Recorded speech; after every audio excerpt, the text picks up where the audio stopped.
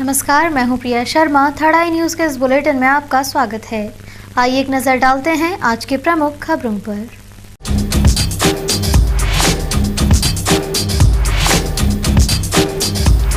संघ कार्यकर्ताओं ने किया थाने का घेराव, गोपाल गोयल को क्लीन चिट देने की मांग। बुधवार को नहीं हो सकी शहला मसूद हत्याकांड की ट्रायल, अब 30 और 31 अगस्त को होगी सुनवाई। भाई की कलाई सजाने के लिए बाजार में उमड़ी बहनें, राखी, नारियल और मिठाई दुकानों पर उमड़ी भीड़।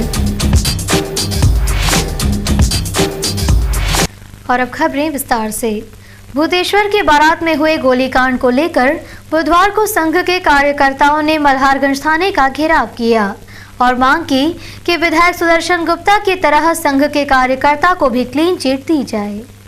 भूतेश्वर महादेव की सवारी में मनोज परमार पर चली गोली ने शहर की सियासी राजनीति में भूचाल ला दिया। बुधवार की सुबह आरएसएस के सैकड़ों कार्यकर्ताओं ने संघ के गोपाल गोयल को भी क्लीन चिट दिए जाने की मांग को लेकर मल्हारगंज थाने का घेराव कर दिया।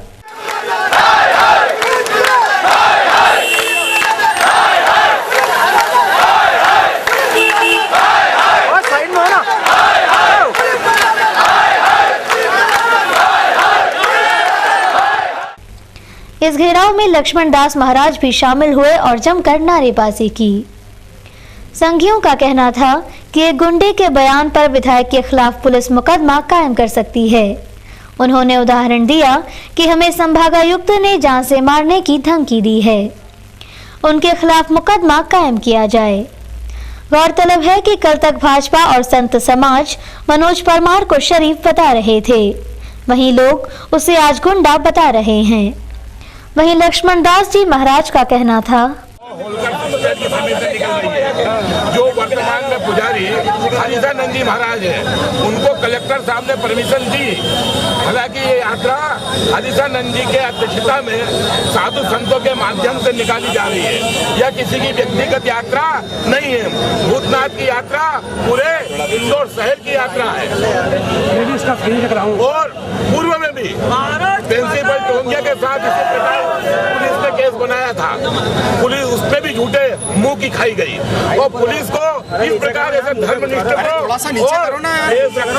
के साथ जो बर्बरता कर रही है और 307 की धारा लगा रही है, साधु संत इस बातों को कोई बर्दाश्त नहीं करेगा।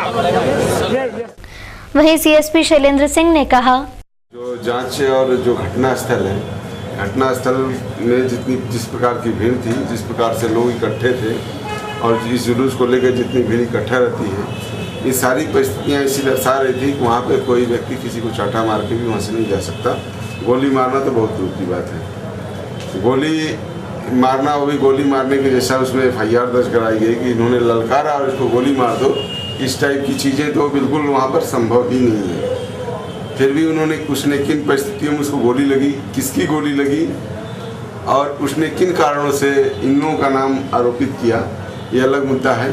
लेकिन हमारे लिए सबसे प्रमुख बात यह रही कि मौके के किसी भी साक्षी ने, किसी भी व्यक्ति ने मौके पर इनकी होने की ही पुष्टि नहीं की। और जब ये व्यक्ति उपस्थित नहीं थे वहाँ पे मौके पर, इन्होंने अपराध घटित नहीं किया। और ये जो भूते आरएसएस के कार्यकर्ता और विधायक समर्थकों के साथ गोलीकांड का आरोपी गोपाल गोयल आईजी कार्यालय पहुंचे और इसे भी क्लीन चिट देने की मांग की। सोमवार की शाम बड़ा गणपति के पास भूतेश्वर महादेव की बारात के दौरान कुख्यात गुंडे मनोज परमार को गोली लग गई थी। घायल मनोज के बयान के आधार पर पुलिस ने विधायक सुदर्शन गुप्ता, विपिन गांधी, छोटू मित्तल और गोपाल गोयल पर धारा 307 का मुकदमा कायम किया। इस बात को लेकर मंगलवार को दिन भर शहर की राजनीति गर्म रही और भाजपा की अंतर्कलह सड़क पर आ गई। सांसद और सारे विधायक, यहां तक कि इस मामले में कांग्रेस भी विधायक सुदर्शन के साथ खड़ी नजर आई। आईजी अनुराधा शंकर ने सभी को आश्वस्त करते हुए कहा कि 24 घंटे में जांच करने के बाद ही कुछ निर्णय लिया जाएगा। रात को पुलिस ने विधायक सुदर्शन गुप्ता को क्लीन चिट दे दी। इसके चलते सुबह आरएसएस के कार्यकर्ता गोपाल गोयल को लेकर आईजी से मिले और गोयल को भी क्लीन चिट देने की मांग की। इस बारे में गोपाल का कहना था कि मुझे खुद पुलिस के जरिए खबर मिली थी कि मनोज को गोली लगी। घटना के समय मैं जुलूस के आगे व्यवस्था में जुटा था। मुझे जबरन फंसाया गया है। हम सभी भोलेनाथ के भक्त लगभग 200 की संख्या में भजन मंडली के साथ आगे चल रहे थे। उस यात्रा में जहाँ पर घटना हुई उससे लगभग 1 किलोमीटर हम दूरी पर थे और यात्रा में इस प्रकार की घटना हुई, इसकी सूचना जब हमें मिली और पुलिस अधिकारियों द्वारा बताया गया कि इस प्रकार की घटना हो गई है, आप भजन मंडली और आगे की सारी व्यवस्थाएं हटा लीजिए, तो सभी कार्यकर्ताओं ने उसमें सहयोग कर वो वाली व्यवस्थाओं को हटा दिया गया। और दूसरे दिन जब पेपर में ये घटना की जब खबर मिली कि हमारे विरुद्ध मुकदमा दायर हुआ है, तो सभी कार्यकर्ताओं के जब फ़ोन आने लगे तो बड़ा आश्चर्य हुआ कि जिस व्यक्ति से, जिस घटना से मेरा कोई लेना देना नहीं है, उसमें मेरा नाम दाखिल कर दिया गया है, लिख दिया गया है। इससे सभी कार्यकर्ताओं से विधायक गुप्ता का कहना था कि हमें झूठा फंसाया गया है। मेरे साथ के लोग व्यापारी वर्ग के हैं, वो ऐसे काम नहीं कर सकते। मुझे बदनाम करने की साजिश रची गई थी। वो गलत है और बेगुनाह लोगों को फंसाया गया है। चारों ऐसे लोग हैं जो संघ के स्वयंसेवक हैं, जिसमें 2 उद्योगपति हैं, व्यापारी हैं, 3 व्यापारी हैं, मैं खुद विधायक हूँ, और जिनका कभी इस तरह का कोई चरित्र रहा नहीं है, जिन्होंने कभी कोई इस तरह का 34 का भी जिनके खिलाफ चालान नहीं हुआ। एक कुख्यात गुंडे जिसके खिलाफ 22 प्रकरण है, उसके कहने से इस तरह प्रकरण दर्ज कर दिया गया है। यह सरासर गलत है और इससे शहर में एक दहशत का माहौल है कि आम जनता ही को लग रहा है कि हम तो सुरक्षित ही नहीं, आम जनता की तो रिपोर्ट लिखी नहीं जा रही है और गुंडों के कहने से इस तरह सभ्य परिवार के लोगों को उलझाया जा रहा है। मामले में आईजी अनुराधा शंकर ने कहा कि वीडियो फुटेज और आसपास के लोगों से लिए गए बयानों में किसी ने भी सुदर्शन गुप्ता का नाम नहीं लिया और यात्रा के दौरान वे मौका वारदात पर भी नजर नहीं आए, इसलिए उन्हें क्लीन चिट दे दी गई। को गोली लगी, उनके साथी उनको लेकर अस्पताल गए और अस्पताल में उन्होंने डॉक्टर के समक्ष, डॉक्टर ने उनका बयान लिखा और लिखकर जो हमारे स्थानीय पुलिस अधिकारी थे उस समय थाने के, उनको उन्होंने, डॉक्टर ने वह तहरीर दी और वहाँ एक देहाती नालिशी कायम हुई, जिसके आधार पर बाद में अपराध कायम हुआ। उसमें आगे जो विवेचना, विशेष करके चूँकि आयोजन सार्वजनिक था और खुले स्थान पर था जहाँ पर बहुत सारे वीडियोग्राफी या वीडियो कैमरे वगैरह भी थे, तो वहाँ पर उसकी विवेचना करने के लिए इन चीज़ों का भी अवलोकन करने को निर्देशित किया गया। और उनके अवलोकन से ऐसा लगता है कि माननीय विधायक तो उस समय उस घटनास्थल पर नहीं थे, दूर थे और मंच पर थे, सबको दिख भी रहे थे। तो ऐसा भी नहीं है कि कहीं दूर ऐसी जगह थे जहाँ लोगों को दिख नहीं रहे थे, स्पष्टतः वो दिख रहे थे। आप लोगों ने भी जो कवरेज मीडिया ने भी की है उसमें वो अलग दिख रहे हैं। तो ऐसा लगता है कि द्वेषवश उनका नाम इसमें डाला गया है। जो फरियादी हैं जिनको गोली लगी है, वो आपराधिक पृष्ठभूमि उनकी रही है और उनके खिलाफ पुलिस ने कई बार कायम किए हैं मामले, उनकी गिरफ्तारियां भी हुई हैं। और कृष्णपुरा छतरी पर टीम अन्ना अनशन पर बैठी है। इस आयोजन का कांग्रेस ने विरोध करते हुए पुरातत्व विभाग के उप संचालक के राजबड़ा स्थित कार्यालय पर पहुंचकर टीम अन्ना को वहां से हटाने के लिए ज्ञापन सौंपा। कांग्रेसियों का कहना है कि उनके अनशन से छतरी को नुकसान पहुंच रहा है।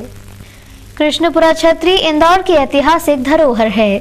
पिछले दिनों कांग्रेस ने यहां भाजपा के खिलाफ आंदोलन कर सद्बुद्धि यज्ञ किया, जिसे लेकर पुरातत्व विभाग ने कांग्रेस को नोटिस भी जारी किया। टीम अन्ना के लोग यहां अनशन पर बैठे हुए हैं। तब आपत्ति उठाते हुए बुधवार की सुबह कांग्रेस का एक प्रतिनिधि मंडल विवेक खंडेलवाल और नरेश पटेल के नेतृत्व में विभाग के उप संचालक आर.के. भावसार से मिला और ज्ञापन देकर मांग की कि टीम अन्ना के अनशन पर बैठे होने से छतरी को नुकसान पहुंच रहा है, उन्हें 24 घंटे में हटाया जाए, अन्यथा कांग्रेस आंदोलन करेगी। इस बारे में विवेक खंडेलवाल का कहना था, आज हमने डिप्टी डायरेक्टर पुरातत्व ए राज को हमने ज्ञापन दिया है। इंडिया अगेंस्ट करप्शन के नाम से एक फर्जी संस्था कृष्णपुरा छतरी पर धरने बैठी है। कृष्णपुरा छतरी इंदौर शहर की एक ऐतिहासिक धरोहर है। उस धरोहर को इन लोगों ने झंडे बैनर बांधकर कई जगह कीले ठोककर उसको बिल्कुल नष्ट करने की कगार पर ला दिया। पिछले 10 दिनों से उन्होंने उस जगह को अपना घर बना लिया, वहीं रह रहे हैं, वहीं नहा रहे हैं, वहीं सारा काम वो लोग कर रहे हैं। उनको हटाने की मांग को लेकर आज हमने ए राज जी के नाम पर, डिप्टी डायरेक्टर के नाम पर हमने ज्ञापन दिया और 24 घंटे की मोहलत दी है। 24 घंटे में उनको नहीं हटाया जाता तो यहाँ पे एक जंगी प्रदर्शन किया जाएगा। पिछले दिनों आपने शहर में बदमाशों के हौसले इतने बुलंद हैं कि अब वे घर में घुसकर महिलाओं के गले से चेन लूट रहे हैं। महिला कुछ समझ पाती इससे पहले ही बदमाश महिला के गले से चेन लूटकर फरार हो गए। चेन लूट की सनसनीखेज वारदात अन्नपूर्णा थाना क्षेत्र के उषा नगर एक्सटेंशन में हुई। यहां कपड़ा व्यवसायी लूनकरण जैन का परिवार रहता है। मंगलवार शाम जैन का दूध वाला दूध देने आया। उनकी पत्नी संतोषबाई दूध लेकर वापस घर में जाने लगी तो एक युवक पता पूछने के बहाने उनके घर में घुसा। संतोषबाई को समझ पाती उससे पहले ही बदमाश ने उनके गले से चेन झपट ली। आपको 1 मिनट काम है।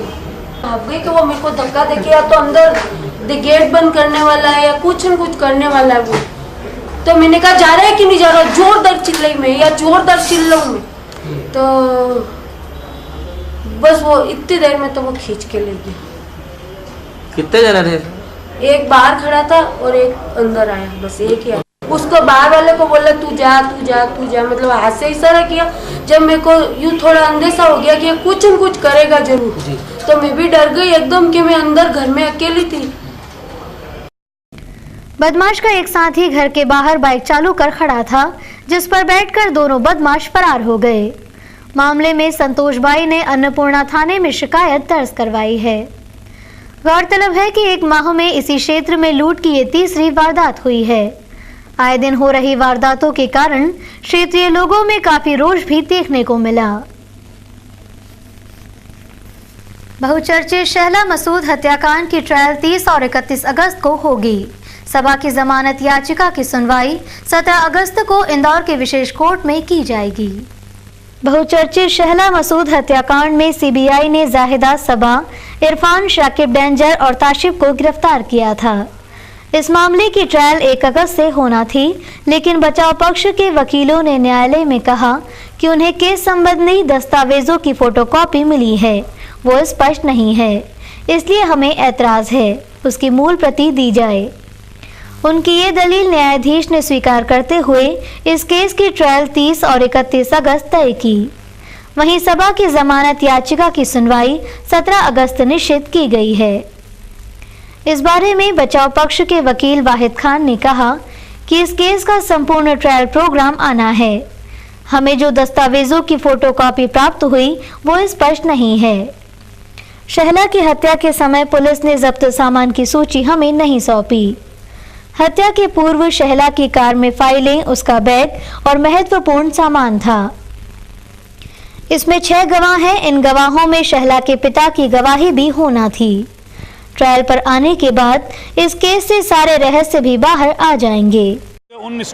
उन फोटोग्राफ्स में बहुत सारे रहस्य छुपे हुए हैं जो हम उसको डिस्क्लोज करेंगे। 33-40 फोटोग्राफ्स हैं जिसकी हमें फोटोकॉपी दी है।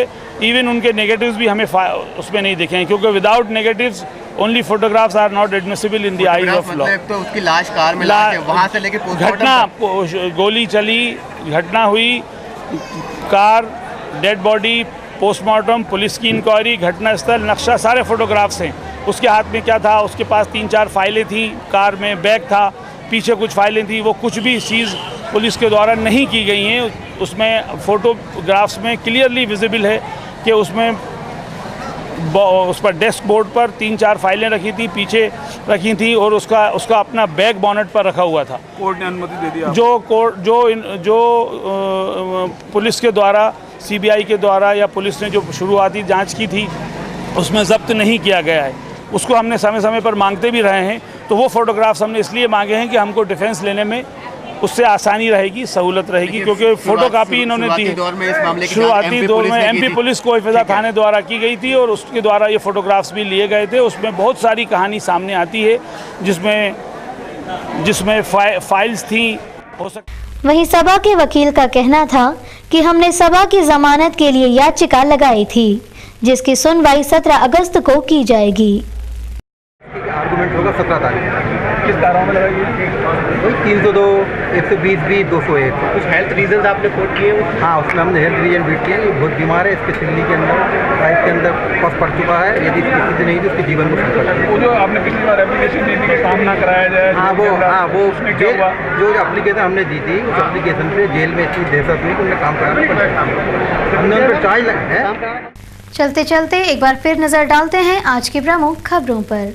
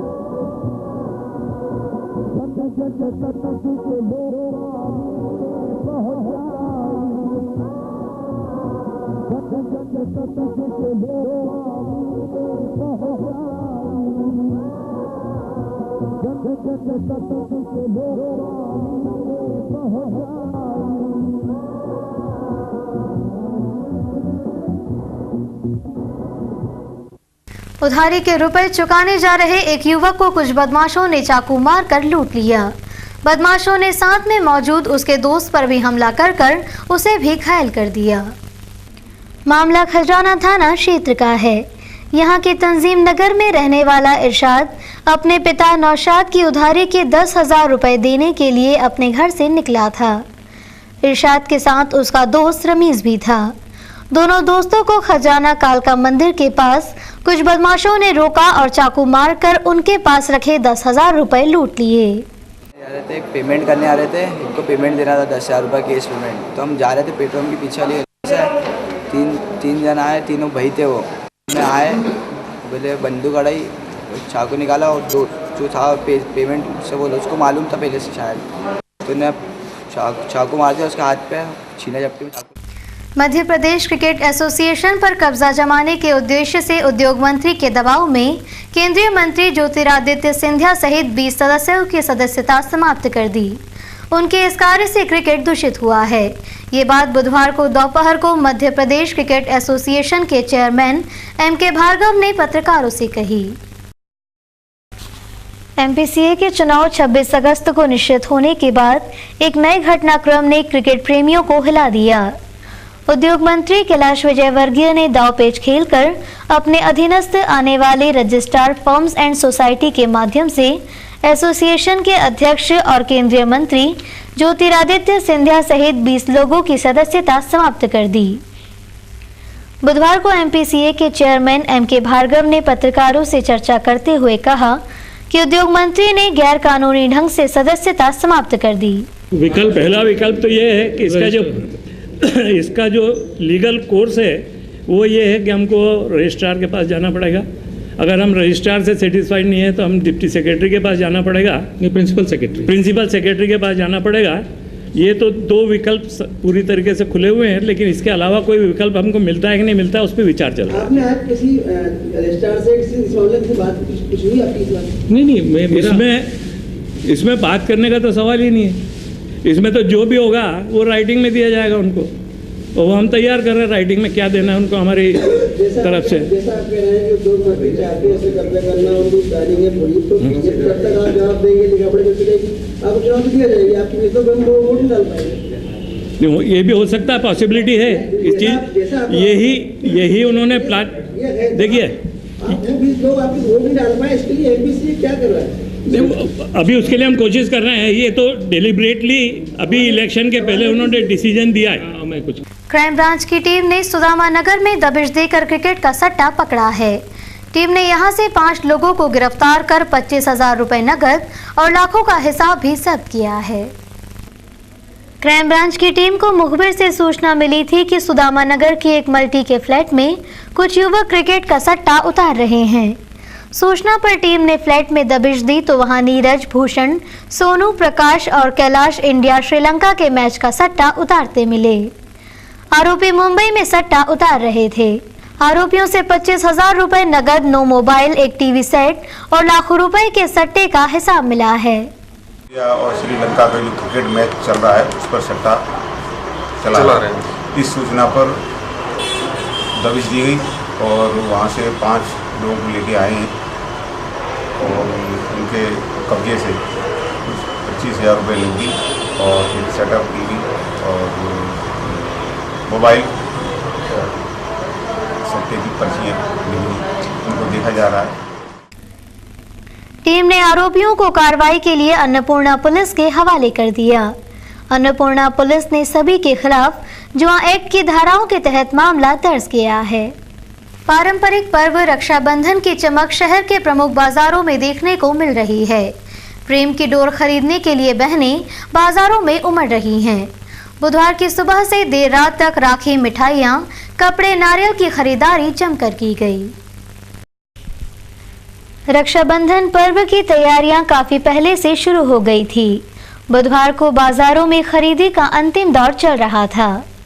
पिछले 2 दिनों की बारिश ने बाजारों के समीकरण खराब कर दिए, लेकिन बारिश रुकते ही बाजारों में भीड़ उमड़ पड़ी।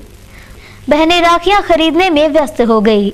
वहीं राखियां भी पिछले साल के मुकाबले इस वर्ष महंगी हैं। नारियल और मिठाइयों के साथ अन्य सामानों की खरीदारी जमकर हुई।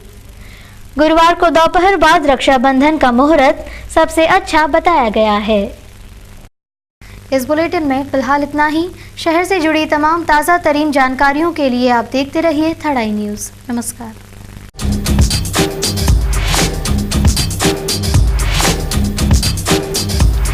संघ कार्यकर्ताओं ने किया थाने का घेराव। गोपाल गोयल को क्लीन चिट देने की मांग। बुधवार को नहीं हो सकी शहला मसूद हत्याकांड की ट्रायल। अब 30 और 31 अगस्त को होगी सुनवाई। भाई की कलाई सजाने के लिए बाजार में उमड़ी बहनें। राखी, नारियल और मिठाई दुकानों पर उमड़ी भीड़। थर्ड आई न्यूज़ में खबरों का सिलसिला जारी रहेगा इस छोटे से ब्रेक के बाद।